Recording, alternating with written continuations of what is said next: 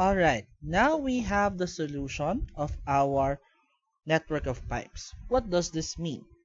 Now we can see here that x sub 1 and x sub 6 have the same value, and so does x sub 2 and x sub 7, meaning whatever flows here, or whatever amount rather flows here, is the same amount that flows in x sub 6, and the amount in x sub 2 is the same amount in x sub 7, while the rest of these pipes are reliant on the other values. Oops, this should be 600. There you go. Now, what if we figured out that there's no water flow in x sub 6 and in x sub 7? What does this mean?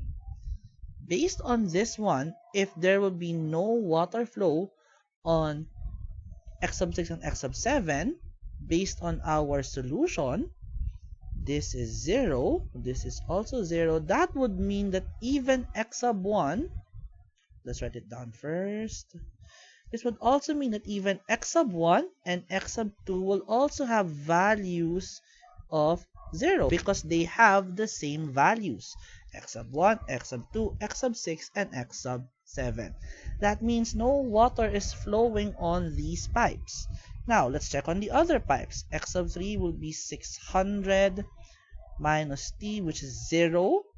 So that will just be 600. So that means the 600 that flows in just all goes to pipe x sub 3.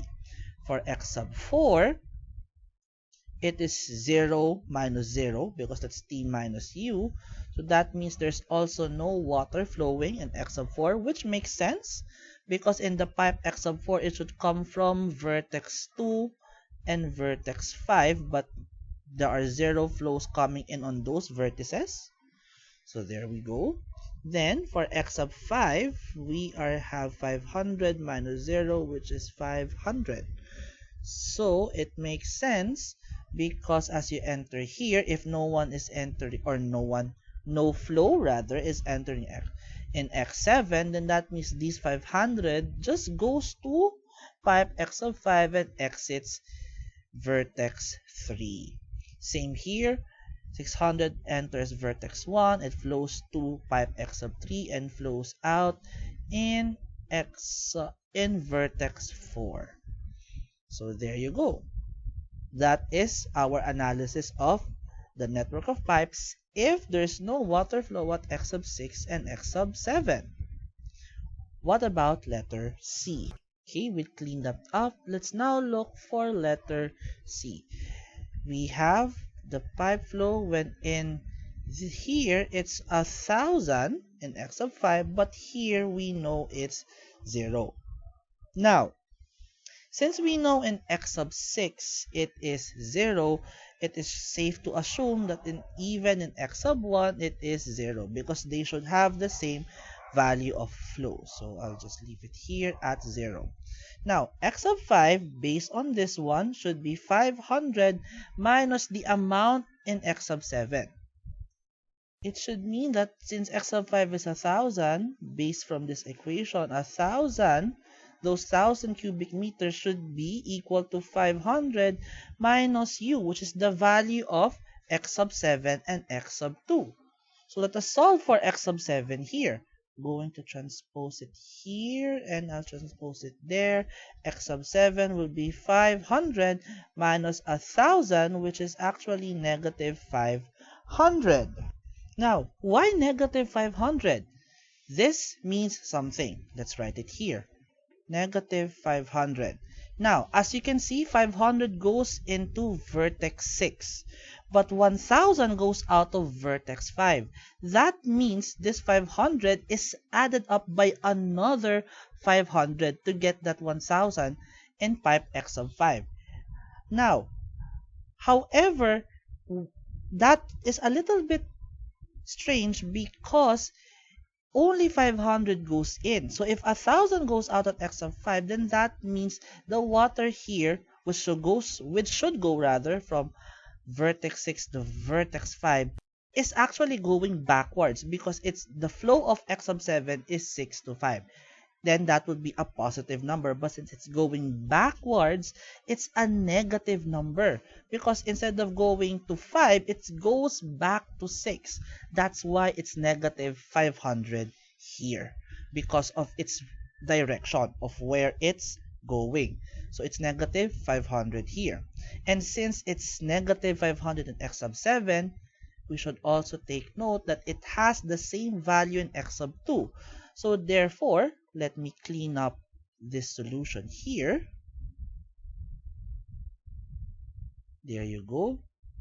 So based on that solution, we're actually saying that x sub 2, which is equal to x sub 7, is equal to negative 500, which meant that our water is flowing backwards on pipes x sub 2 and x sub 7.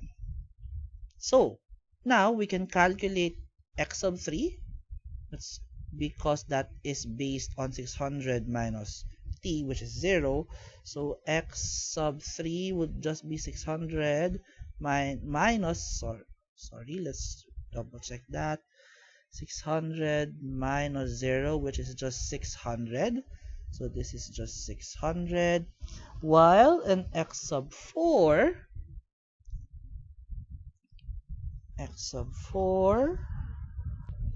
that would be, I'll write it here, x sub 4 would be equal to 0. That's t minus negative 500. Which will become positive 500. So in x sub 4, 500 is here. And our values are complete. X sub 1, x sub 2, x sub 3, x sub 4, x sub 5, x sub 6, x sub 7. Now, generally speaking, this is what's happening now in our network. Once 600 cubic meters goes in vertex 1, it just goes to pipe x sub 3, then vertex 4, then exits at 600 cubic meters because nothing is flowing on pipe x sub 1 and x sub 6. Now, once 500 cubic meters goes into vertex x sub 6, we can see that there is a 500 cubic meters coming from vertex 5 that should not be, or at least it's going backwards, and that adds up 1,000 cubic meters on pipe x sub 5. Once it goes to vertex 3, 500 goes out, while the other 500 goes to pipe x sub 2 to vertex 2, which should not be, or at least it's flowing backwards, and that from from vertex 2 rather, flows to x sub 4, then to vertex 5, then flows back. And whether or not that's okay depends on whatever the network of pipes should be doing. And that's another example of network analysis.